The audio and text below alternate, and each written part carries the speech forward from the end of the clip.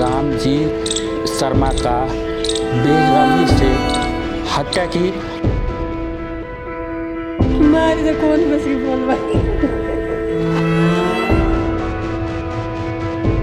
बेरहमी से हत्या की। आज वो कागज की कदर होनी थी।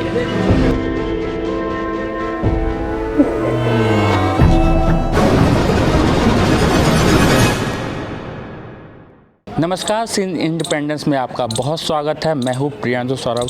अभी हम मौजूद हैं दौसा ज़िले के कालाखो गांव में। मैं कैमरामैन को बोलूँगा कि वो इस मंदिर को दिखाएं जो बीती शुक्रवार को यहाँ एक पुजारी रामजी शर्मा का बेरहमी से हत्या की।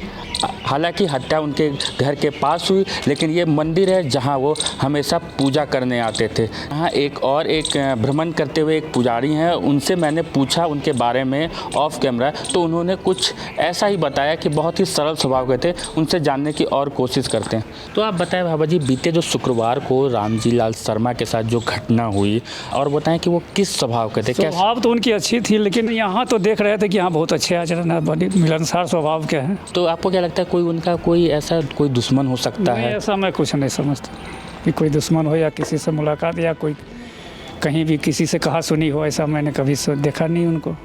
नहीं जानते वो तो यहाँ पूजा करवाओ था, घंटों 2 घंटा था रामायण बात, आपके घर चले जाओ था, कभी यहाँ भी रुक जाओ था। कैसा उनका स्वभाव था, व्यवहार था? स्वभाव तो बहुत अच्छा था, ऐसे गंगे देव तो बिचारो स्वभाव बहुत अच्छा था भाई।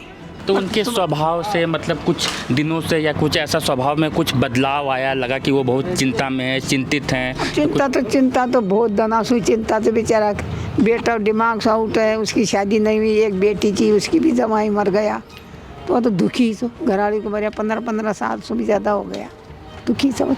बीते शुक्रवार को जो घटना हुई है, तो वो वारदात मतलब कि उसको अंजाम दिया गया है, तो उसके बारे में बताइए। और ये भी बताइए कि रामजी लाल शर्मा कैसे स्वभाव के थे? वो बहुत सीधा आदमी था और पंडित जी था, गरीब आदमी था। उसके एक बच्चा था, वो भी यहाँ नहीं था गांव में, वो कहूँ पाठ पूजा में लग रहा था।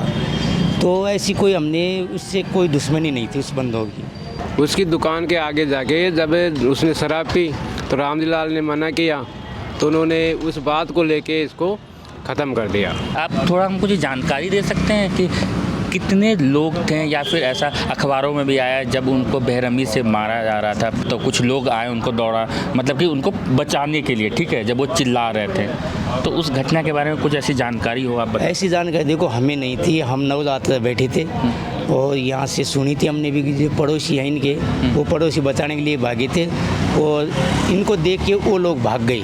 तो भाई जी ये बताइए, जो रामलाल जी जो पुजारी थे शर्मा, जो उनके साथ जो घटना हुई है तो बीते शुक्रवार को, तो उसके बारे में थोड़ा सा विस्तार से बताएं क्या कुछ हुआ और इसके पीछे किसका हाथ था। हालांकि वो जो गिरफ्तार हो गया है, देखो हाथ तो किसी का भी नहीं हो सकता, लेकिन क्या वो नशे में था जो मारने वाला था, तो मारने वाला वो नशे में था। बाकी रामजी जो पुजारी जो था वो बिल्कुल इंसान नहीं, एक गाय था, सीधा साधा आदमी, गाय मानो उसको, गाय सीधा साधा आदमी था, किसी से दुश्मनी नहीं, किसी से और कुछ नहीं, नशे में मारा है जी, कुछ मारा है। ऐसे साला आज को सज़ा होनी चाहिए, चाहे कोई भी इंसान हो, चाहे मैं हूँ, आप हो, चाहे कोई भी हो, इंसाफ मिलना चाहिए उसको, आज सज़ा होनी चाहिए उसको, हम तो ये चाहते हैं। अभी हम आए हैं रामजी लाल शर्मा के रिश्तेदार के पास और जानने की कोशिश करते हैं कि बीते शुक्रवार को जो घटना हुई है, तो उस घटना को लेके इनके बारे में इनका क्या कहना है, ये मतलब वो घटना के बारे में हमें विस्तार से बताएंगे।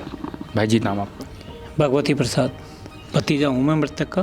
रामजी लाल जी सरल स्वभाव के थे, भक्त आदमी थे बालाजी के, और गांव में उनका अच्छा व्यवहार है, अच्छा परिवार के साथ व्यवहार है, कोई ऐसी बात नहीं थी। बस वो शराबी आदी था और वो कई बार 1-2 बार पहले भी उनसे हो गई थी उनकी। कौन शराबी था? दीपक महावर, इसी गांव का है, कोलियों का। और वो 8:30 बजे यहाँ से भोग लगा के गए थे, नवरात्रा बैठे थे। जनरली वो बालाजी के मंदिर में सोते थे, लेकिन उनका बच्चा नवरात्रा बैठा है, कानो था, तो वो सोने के लिए गए थे दुकान पे। वो जो ही सोने के लिए गए, पहले से दीपक महावर वहाँ बैठा हुआ था, शराब पी रहा था। उन्होंने उसे टोका टोकी की, इस बात पे दोनों खैर सुनी होगी। दीपक ने उनको ख़त्म कर दिया डंडे से, पत्थरों से या डंडे से, जो भी।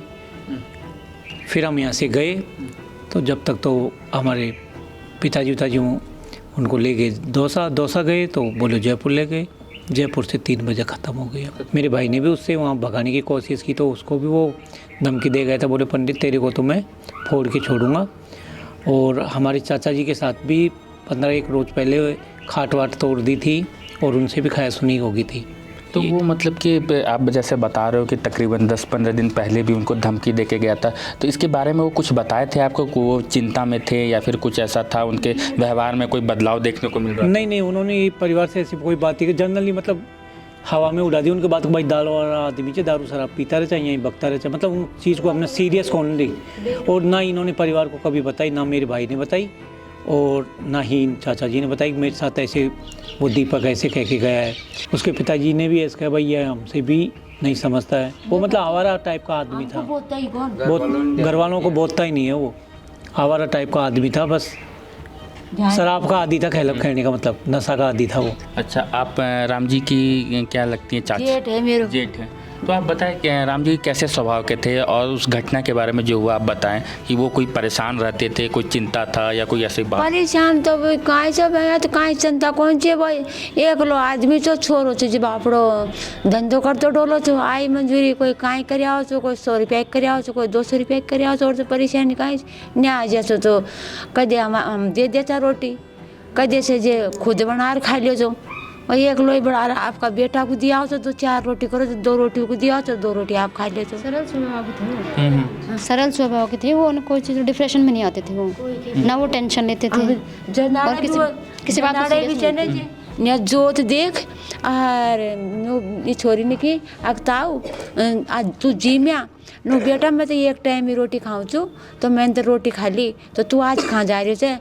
नो बेटा सत्य कौन मैं गए नवरात्रा करवाओ, तो मैं दुकान पे सो जाऊँगा और मैं अपना सामान भी चाहे मोटर भी चाहे दुकान में सामान, तो मैं दुकान पे सो जाऊँगा। जो जंदाड़े से ना जो गयो जो दुकान पर जंदाड़े जा मार दियो कोई। वो तो वहाँ पहुँचे ही थे, मुश्किल से 5 मिनट ही लगी होगी। उन्हें बस कमरों खोले और लाइट जलाई, बिछावना कराया और वो तो वहाँ बैठे मिल गए, तो वो उनसे वहाँ से जाबा के लिए बोली होगी, तो दोनों उनके खैर सुनी होगी। तो बस वो आकर पहले तो पत्थर की थी बताई खोपड़ी में, तो पड़ता ही वो थोड़ा वो हो गया बेहोश टाइप। फिर वो जब थोड़ा वो हुआ तो वो खुद की लाठी निकाल लाए दुकान में से, उनको भगा ले, तो उनकी ही लाठी खोस और उनका ही एक जगह मतलब आँख सब निकल आई थी उनकी, तो कचो मर कर आँख निकल गई, आँख निकल गई, चिड़िया पूरा हिस्सों कचुमर हो जाए, अदरक दोचे जाए दोच दी। वो तो 95% यहीं ख़त्म हो गया था।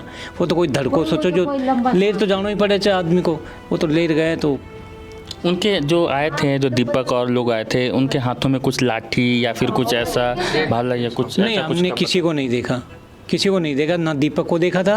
ये तो दीपक को तो एक शक के आधार पे ही बताया था कि भाई अभी 20 मिनट पहले, आधा घंटा पहले अपन ने यहाँ से भगाया चो, फिर उधर से हमारा परिवार का छोटा भाई आया था, उन्होंने कि मैंने यहाँ बैठो देखो चो, वो आधार पे ही उनके ऊपर शक की सुई जा रही थी। तो वो गुत्थी से गुत्थी फिर निकलती गई। फिर 4 बजे वो यहाँ मिले भी कौन, गाँव से फरार हो गए, तो फिर कन्फर्म हो गए भाई वही लड़कों से। माता जी, आपका नाम? मैं माता जी समझ सकता हूँ जो राम जी के साथ जो हुआ ये बहुत ही इंसानियत को शर्मसार करती है, और हम लोग कोशिश करेंगे कि जो ये काम किया है, जैसे दीपक का नाम आ रहा है, और लोग हैं, चाहे और भी कोई ऐसे लोग हैं जो कि इसमें लिप्त हैं, उसको प्रशासन सख्त से सख्त सजा दे। आप कुछ बताएं माता जी, थोड़ी बात। तो अरे मैं काय करी मारा मारी तो कौन बस की बोल भाई। माता जी, आपका मतलब कैसे राम जी जो कैसा स्वभाव था उनके साथ? स्वभाव तो आपसे छोटे थे ना वो? मैं तो मुझसे तो बड़ो ही तो। अच्छा, आपसे बड़े हुए थे।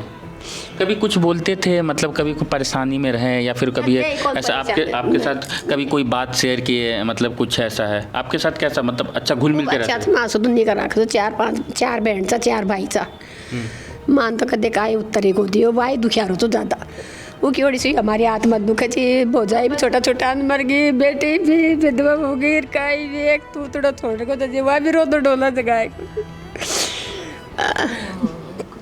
बड़ो भाई जी, भाई की भी हिम्मत कौन, कदे कोई लड़े बड़े भी कौन, और कोई सुकाई खियो भी कौन काहे करा जुन आत्मा तो दुख ही सब है कदे कदे कोई सुन लड़ाई भी को करियो। तो आप मुझे भाई जी ये बताएं कि अभी तक सरकार द्वारा या फिर कोई संगठन द्वारा या पुलिस प्रशासन द्वारा कोई मुआवजे का आश्वासन या फिर कोई राहत की बात दी गई है या कही गई है? सरकार की तरफ से तो अभी कोई ना तो कोई जनप्रतिनिधि आया ना कोई आश्वासन हुआ। हमारे जो विप्र समाज के संगठन थे वो ज़रूर आए हैं, उन्होंने आर्थिक सहायता भी दी है और आगे भी दिलाने की बोली है। तो मैं विप्र समाज का या जो भी हमारे संगठन थे ब्राह्मण समाज का, उनका बहुत बहुत आभार व्यक्त करता हूँ और उनसे उम्मीद करता हूँ, सरकार से भी करबद्ध निवेदन करता हूँ कि ऐसी घटना ना हो, उसकी पुनरावृत्ति ना हो, इसलिए दोषी को कड़ी से कड़ी तो सजा मिले और जो बच्चे को है वो आर्थिक सहायता का जो भी पैकेज हो सरकार के हम उसमें टर्म्स एंड कंडीशन में वो दिलाने का प्रयास करें, यही हमारी प्रशासन से गुजारिश है।